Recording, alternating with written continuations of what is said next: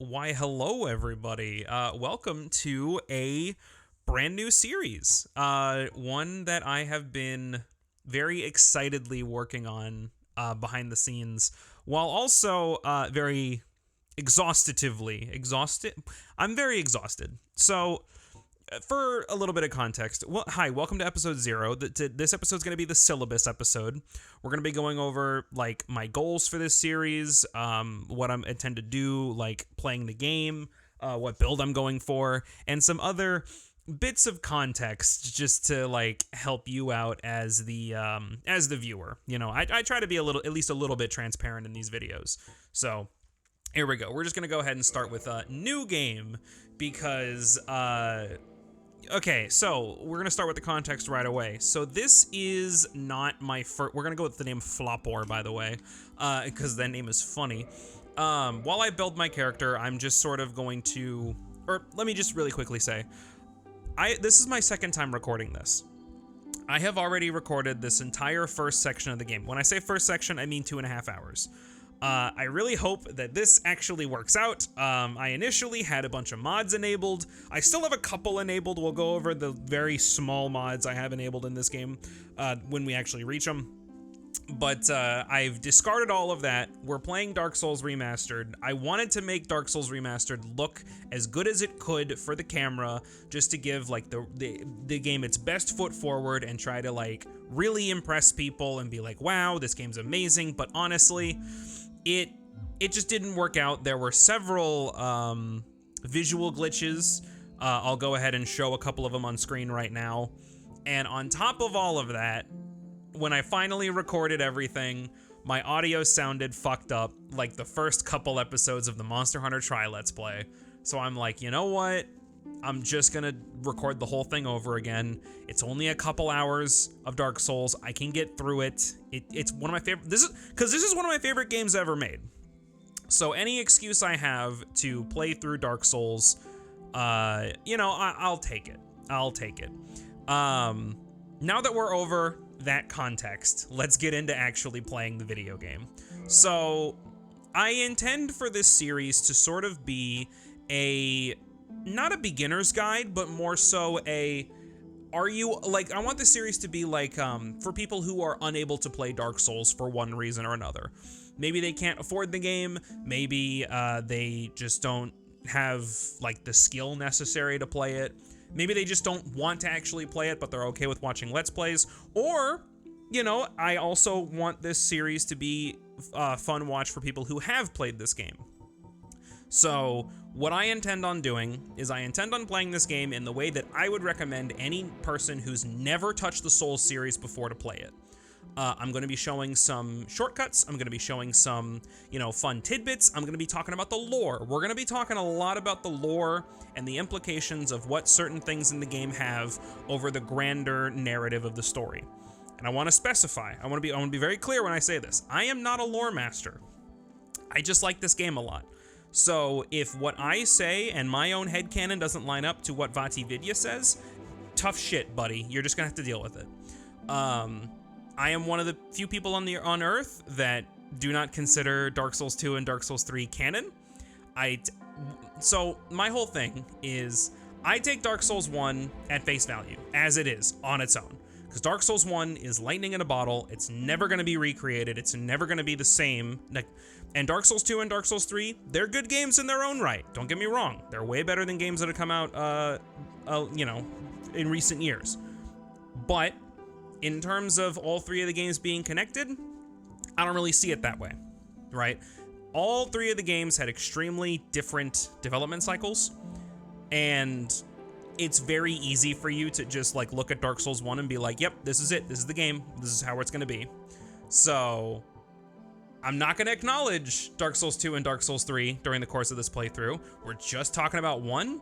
We're talking about my own observations, my own headcanons, my own the way that I interpret this game.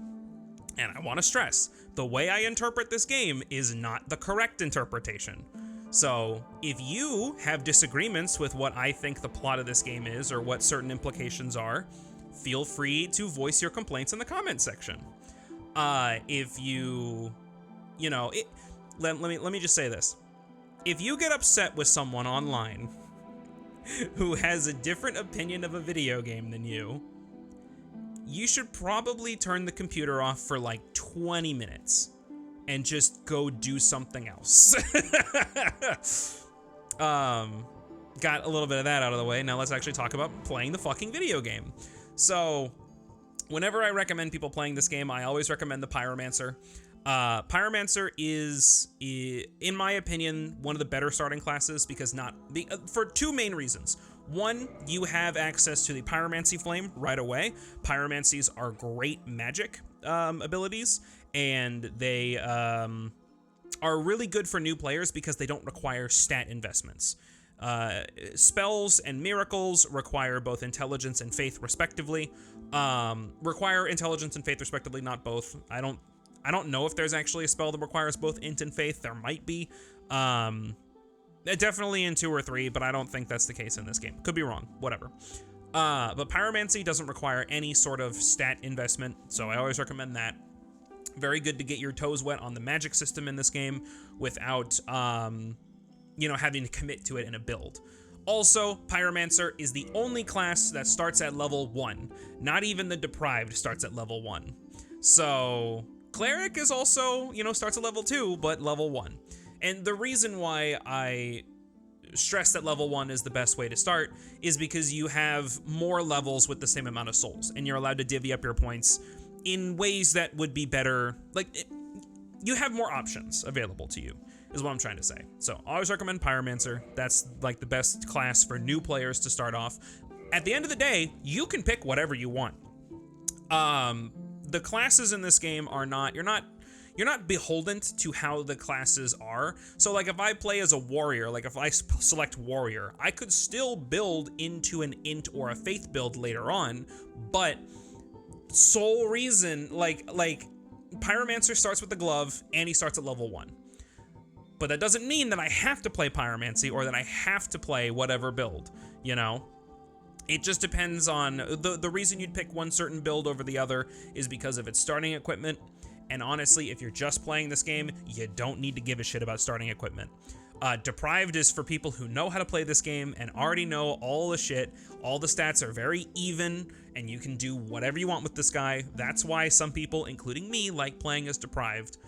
But for new players, Pyromancer is the one that I'd recommend.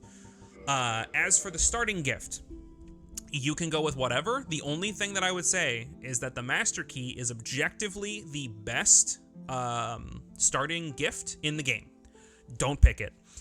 The reason why I would say this is because Dark Souls 1 is effectively a Metroidvania game. It's a light Metroidvania. So Master Key completely breaks progression.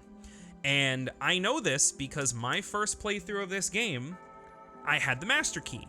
And I was just exploring the game, and I found a door that I wasn't supposed to open yet, and I unlocked it with the Master Key, and I'm like, oh, that's pretty neat. And then I went into several areas that were way too high level for me at that point in the game.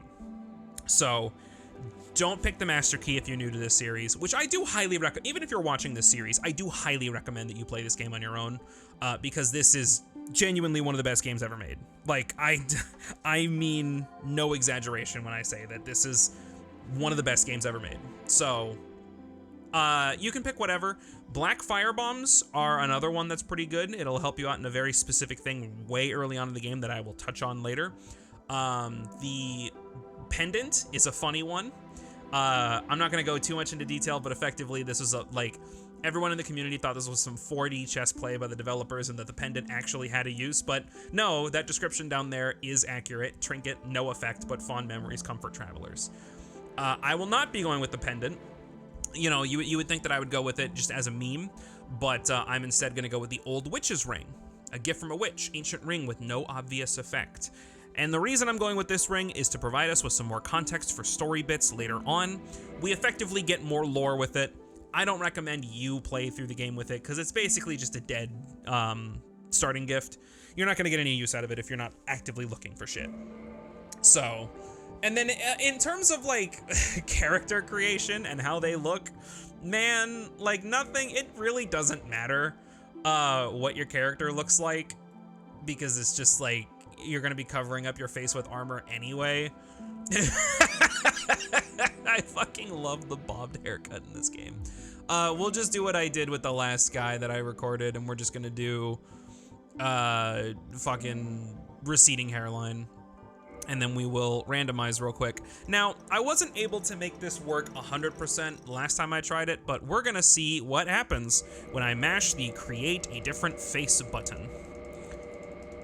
Cause they still,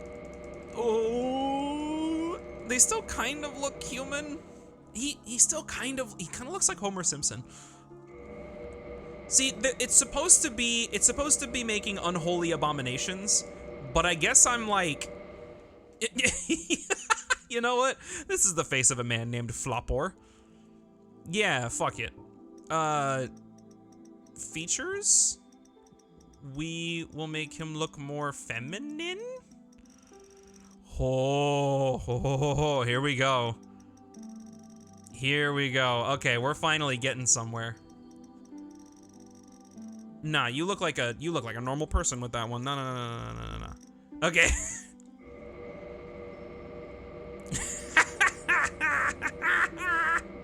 Okay.